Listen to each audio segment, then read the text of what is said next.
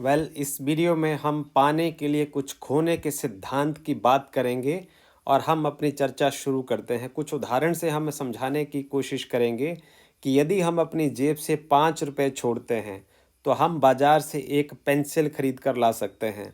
यदि हम अपनी जेब से 10 रुपये छोड़ते हैं तो हम एक बॉल पेन बाज़ार से खरीद के ला सकते हैं। यदि हम अपनी जेब से 100 रुपया छोड़ते हैं तो हम एक दुकान से डायरी और पेंसिल खरीद के ला सकते हैं। यदि हम अपनी जेब से 10,000 रुपये छोड़ते हैं तो हम एक मोबाइल खरीद कर ला सकते हैं। आप अंदाज़ा लगाइए, जिस तरीके से हम ज़्यादा अमाउंट अपनी जेब से छोड़ रहे हैं उसी के अनुसार हम बाज़ार से चीज़ें खरीद कर लाने में सक्षम हो रहे हैं। आगे देखिए आप, यदि आप अपनी जेब से 50,000 रुपया छोड़ते हैं तो आप एक लैपटॉप खरीद सकते हैं। यदि आप अपनी जेब से 1,00,000 रुपया छोड़ते हैं तभी आप एक मोटरसाइकिल खरीद सकते हैं। यदि आप अपनी जेब से लगभग 10 लाख रुपया छोड़ते हैं तो कोई आप एक कार खरीदने का सपना पूरा कर सकते हैं। यदि आप अपनी जेब से 50 लाख रुपया राशि छोड़ते हैं तो आप एक फ्लैट खरीद सकते हैं, एक मकान खरीद सकते हैं। पर ऐसा कभी नहीं हो सकता यदि आप चाहें कि मैं अपनी जेब से 5 रुपये छोड़ूं और एक कार खरीद सकूं, 100 रुपये छोड़ूं, एक मकान खरीद सकूं, या 10 रुपये छोड़ूं और एक मोबाइल खरीद सकूं। आप जितना अपनी जेब से छोड़ते हैं बाज़ार से आपको उतना ही मिलता है। जितना छोड़ रहे हो उतना ही प्राप्त कर रहे हो। बाज़ार से आगे हम अपने शरीर पर चलते हैं और छोड़ने और पाने के सिद्धांत को आगे बढ़ाते हैं। देखिए, आप सांस लेते हैं पर शरीर में ऐसी कोई व्यवस्था नहीं। सांस यदि आपको लेना है तो उससे पहले आपको सांस छोड़नी पड़ेगी। आप सांस छोड़ते हैं तभी आप सांस ले सकते हैं। आप जब शरीर से मल त्यागते हैं और उसी यदि आप मल त्यागते हैं और टाइमली मल त्यागते हैं, आपका शरीर मल का त्याग करता है, तभी आपको भूख लगती है और आप मन भरकर खाना खा सकते हैं। और यदि आप अपने शरीर से जब पेशाब त्यागते हैं तभी आप दोबारा आगे पानी पी सकते हैं। पर आप ये तो जानते हो, ऐसी कोई व्यवस्था नहीं है। यदि आप ये सोचें कि मैं पहले 1 हफ्ते के लिए सांस लूँगा, अगले हफ्ते के लिए मैं सांस छोड़ूंगा, 1 हफ्ता में खाना खाऊंगा और उससे अगले हफ्ते में मल त्याग करने का काम करूंगा, या मैं 1 हफ्ता सिर्फ पानी पीऊंगा, अगले हफ्ते में मैं पानी का शरीर से त्याग करूंगा। ऐसा व्यवस्था हमारे शरीर में नहीं है और इससे आपका शरीर जो है वो काम ही नहीं कर सकता। तो हम जितना छोड़ते हैं उतना ही हम प्राप्त करते हैं।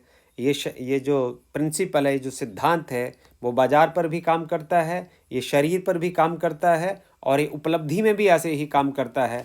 ज़रा देखते हैं। देखिए, यदि आप अपनी नींद, आलस, ऐशो आराम यदि आप छोड़ते हैं तो आप पढ़ाई कर सकते हैं, आप बड़े अधिकारी, कर्मचारी बन सकते हैं। यदि आप वल्गैरिटी छोड़ते हैं, ऐशो आराम छोड़ते हैं, मौज मस्ती छोड़ते हैं, कामचोरी छोड़ते हैं, तो आप इस तरीके से समाज में जिस भी कार्य क्षेत्र में हैं तो पुलेला गोपीचंद जी की तरह आप अपने कार्य क्षेत्र में पूजे जाते हैं। यदि आप चालाकी छोड़ते हैं, ऐशो आराम छोड़ते हैं, कामचोरी छोड़ते हैं, मौज मस्ती छोड़ते हैं और अवज्ञा करना छोड़ते हैं, माँ बाप की और अध्यापक की अवज्ञा करना छोड़ते हैं, तो आप सचिन तेंदुलकर जी की तरह अपने अपने कार्य क्षेत्र में और महेंद्र सिंह धोनी जी की तरह अपने अपने कार्य क्षेत्र में इन लोगों की तरह चमकते हैं। आपको यदि हम एक उदाहरण स्वरूप सचिन तेंदुलकर के महान होने की महानता के पीछे छिपे राज की एक बात हम सुनाने की कोशिश करते हैं, जो उन्हीं की जुबानी हमने इंटरनेट पर सुना है। एक बार क्या होता है कि सचिन तेंदुलकर जी से उनके गुरु आदरणीय श्री रमाकांत आचरेकर जी शाम को पूछते हैं कि आज जितना आपको प्रैक्टिस करने के लिए कहा गया था तो क्या आपने किया? तो सचिन तेंदुलकर जी जवाब देते हैं कि आज तो मैं अपने मित्र का मैच देखने के लिए, वहाँ तालियां बजाने के लिए, उसको चीयर करने के लिए गया था। तो रमाकांत आचरेकर जी उनको एक सबक सिखाते हैं कि यदि तुम दूसरों के लिए तालियां बजाओगे, उसमें समय नष्ट करोगे, तो तुम्हारे लिए तालियां कब बजेंगी।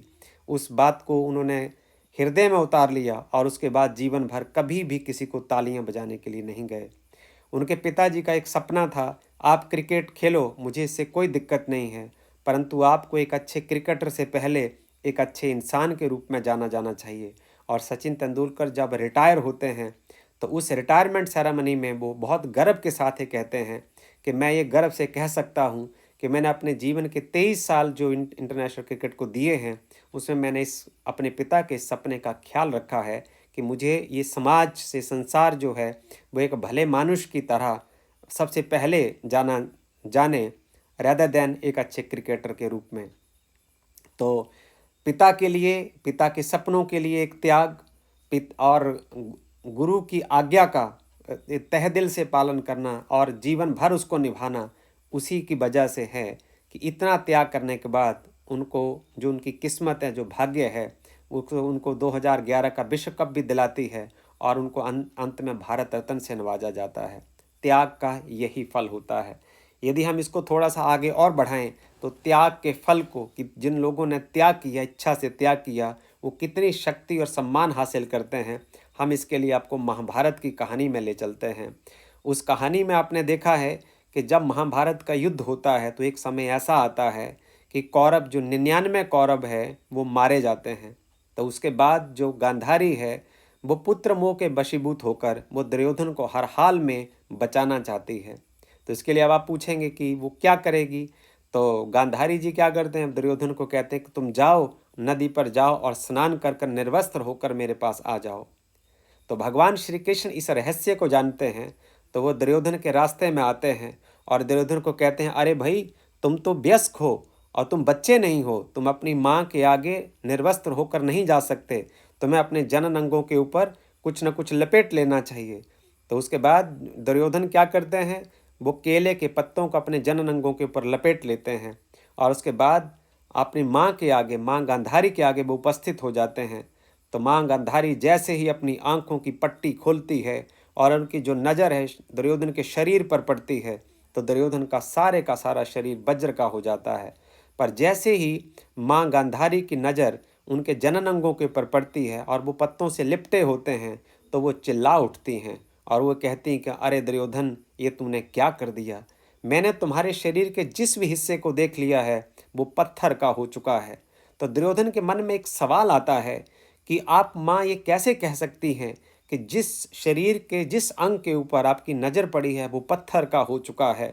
तो माँ गांधारी इन दुर्योधन के सवाल का जवाब देते हुए कहती हैं कि बेटा सुनो, जब हमारी शादी हुई थी तो तुम शादी के समय तुम्हारे पिताजी अंधे थे और मैंने ये कसम खाई थी कि यदि मेरा पति इस संसार को नहीं देखेगा तो मैं उस संसार को देखकर क्या करूँगी।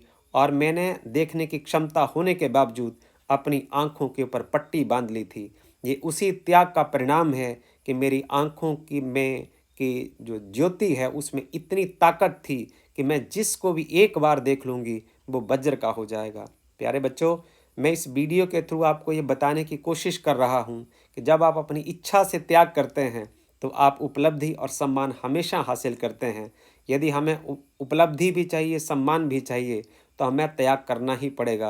और जितने उदाहरण मैंने यहाँ दिए हैं, आप ये देख रहे हो, समाज में, शरीर पर और कहानी के थ्रू मैंने बताने की कोशिश की है कि त्याग के बगैर कुछ भी हासिल नहीं हो सकता। इन्हीं शब्दों के साथ मैं इस वीडियो को ख़त्म करता हूँ। जय राम जी की।